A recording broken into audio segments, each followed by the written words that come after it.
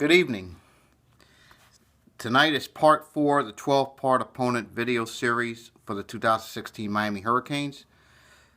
Tonight we're going to talk about and preview the Georgia Tech Yellow Jackets, our opponent on October 1st up in Atlanta off the bye week. Now let's talk about Georgia Tech a little bit. Now, Paul Johnson's back again. He's returning, and he returns to Georgia Tech this year. And this is his 10th year. You know what you're getting with Paul Johnson teams. You're going to get you're going to get the triple option. You're going to get a wing T offense. And they've had great players that made it work. Now, after a win in the Orange Bowl 2 years ago, and they had high expectations going into last year. But 3-9 last year really hurt them.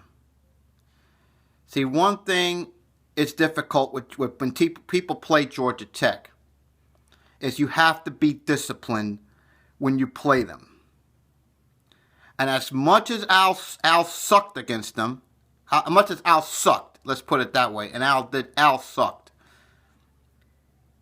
The staff, etc., figured that they stopped him almost every year except once, And now you have Mark Richt in charge now. And think about what Mark Richt's done against Georgia Tech in his career.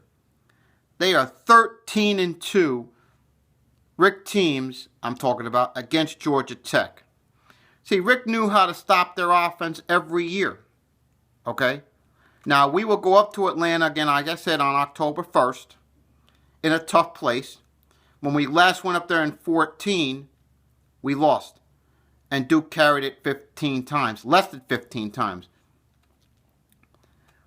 Let me tell you this. They say we're going to, if we want to avoid that type in 16, and we will with Rick, let's make it no mistake. We have to control the pace of the game and stop the option. I want to see what a Manny Diaz defense does against that triple option. Okay, I want to see how that goes. Now, the only thing that maybe could keep this closer than it is us looking ahead to FSU the following week. Now I'm reading this poll on State of the U saying, will we come away with a victory against Georgia Tech in the option? They're saying 71% no. Those people don't know what they're talking about, okay? We're going to go up to Georgia Tech, and we're going to embarrass them. We're going to embarrass them so badly that FSU takes notice of it. Okay? And by the way, FSU lost in the Miracle up there last year. Figure that. Now, let's look at Paul Johnson teams. This is Paul Johnson team. This team here is, you know what you're getting with them, no question about it. Triple option, etc. Now, what to expect from them, Each time, he faces a lot of heat in Atlanta, Everyone's saying, fire Paul Johnson, the game's passed him by, etc. But just when you think he's going to have another bad season, they always seem to surprise some people. I mean, go figure that. Figure that out for a second. When I look at Georgia Tech, and I'm looking at them, I'm going to say, number one, we know how to shut down their option, okay? We know how to do that. We've done it before. Mark Richt teams have done it in the past. So many times, it's just not even funny, okay? Now, I look at them and say, you know what? This is a team that this shouldn't even be a contest. I mean, very simple. You take away the triple option and get a lead on them, they don't come back. They just don't come back, period. That's just the bottom line. They just don't do it. Okay, so now, yes, it's a hostile environment. We know what we're going to expect up there. But the only way we don't win this game is if we get caught looking ahead to FSU the following week. This team will be ready. This team will be focused. This is the ACC opener. And we're coming off a bye week. All that combination favors Canes in this one big time. It really, really does.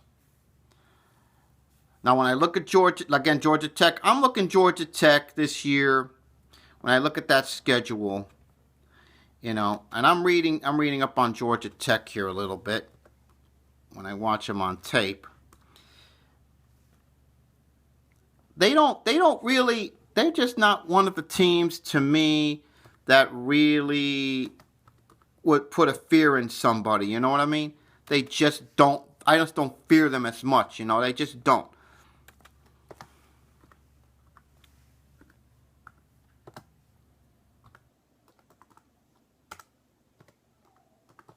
Give me here for just a second, guys. I'm sorry. Now, here's what I watched Georgia Tech. Now let me give you a little. Here's a preview of Georgia Tech, so we know what we're going to expect in the opener. Okay. One. When I look at, again, I'm watching Georgia Tech here.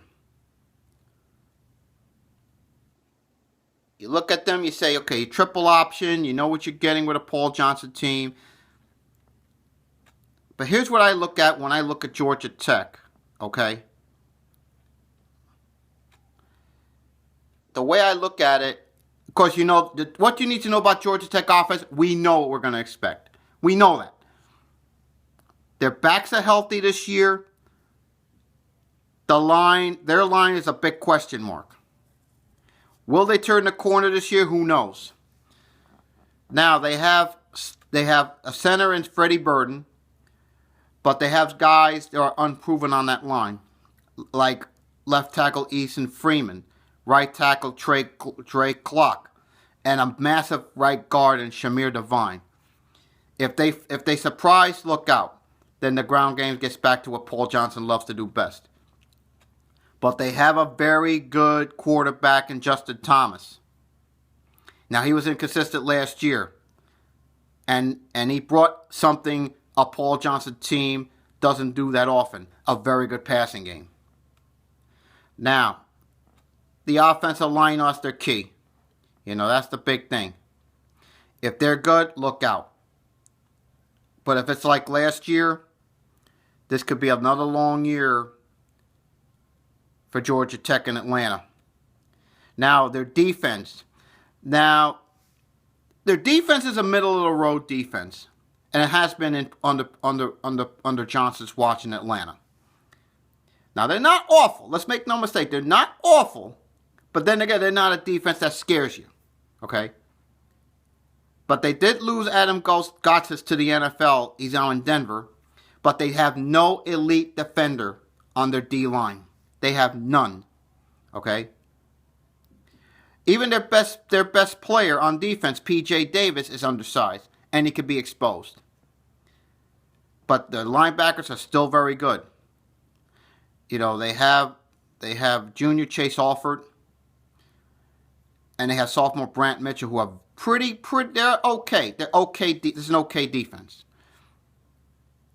But it's on the D line and in the secondary where it's going to be a big problem. Their pass rush last year was awful. Okay, so now Keshawn Freeman and Rod Chungon, as they have a JUCO transfer in, and Desmond Branch, are going to have to step up and really make an impact, because 4 senior starters are gone due to graduation from last year. But the competition is going to be intense on that back end. They do return Lance Austin and Step Durham, and they brought in a transfer in Lamont Simmons at corner. To me, the biggest key on D for them will be, can they put pressure on the quarterback? They only produced 14 sacks last year, and they're going to have newcomers that will come into me. But they have a community college transfer from Texas in Desmond Branch, like I said.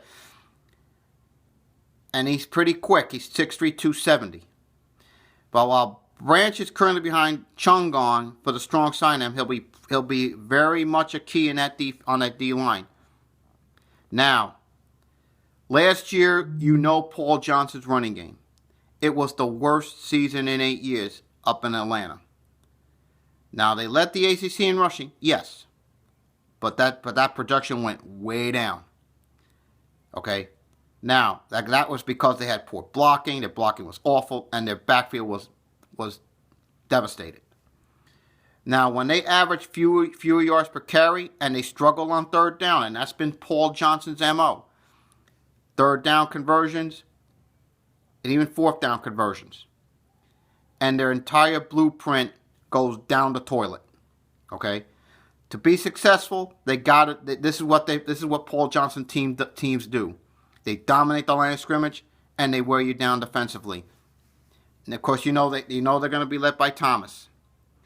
And it was pretty tough for him last year. Too much there. He's going to have to be better. But let's make no mistake, he's still a dangerous threat on that triple option. And he's still the undisputed MVP of that offense. Their best D player is P.J. Davis. Now, he's probably under 6 foot. But let me tell you something, he plays pretty darn tough, let me tell you. Now, there's a lot of uncertainty on defense. But we're going to face a guy in P.J. Davis who's going to bring it every play for them. The key to them will be Junior Shamir Devine. Basically, the whole line has to step up. But he's got to be the main guy to step up. Because, the running game is led by Marcus Marshall, Clinton Lynch, and Isaiah Willis. But Devine, think about this. 6'7", 386. And that's a big boy, folks. Let's make no mistake. That is a big boy. Okay? Now, he has to improve his conditioning, reduce the weight, and be that pile driver next to Glock on their line, on the right side of their line. Now, the thing is, look at their running game last year. Georgia Tech averaged 256.2 yards per game. Their opponents just 165. Yards per catch. And this has been this has not been a strength of Paul Johnson teams. Georgia Tech averaged 18 yards a catch. Their opponents just 12.1. In the red zone, Georgia Tech 76%. Their opponents just 57%. Okay. Now, as regards to our game against them, I don't see us losing it. Like I said, the only way we lose this game is if we look ahead to FSU. I think we're going to be too talented. The D's going to come with a chip on their shoulder. We want to erase that stench of 2 years ago up there when we were just playing back. We were just if you Canes fan, our fellow Canes, you remember how pitiful that game in Atlanta was 2 years ago. I mean, what the hell were we doing? What the hell were we doing?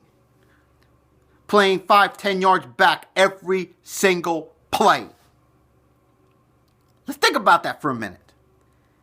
Every single play we looked like 5 to 10 yards back. That's a D'Onofrio. Exactly my point. But now we have a Coach D in Manny Diaz. And you're not going to see that again. I'll guarantee you of that. Okay? Guarantee you of that. If we don't beat ourselves, we win this game easily. And I mean easily. There is no way we lose this game, folks. I expect a big game from Brad. Expect Gus to have a big game. And expect the defense to shut down Thomas in that triple option. I could see this game being over in the third quarter. Okay? We don't keep them in the game. We win this game going away. I'm going to say right now, I'm going to go Canes 38. Georgia Tech 10. Get our starters. The only thing is just not get hurt before FSU the following week, who I'll talk about tomorrow night. Guys, this is a game we don't lose. This is a game that Canes should win handily. And I mean win handily. Be back tomorrow night. Let's talk part 5. And we'll talk about the team that's had our number the last 6 years. And that's FSU. Have a good night. Talk to you tomorrow.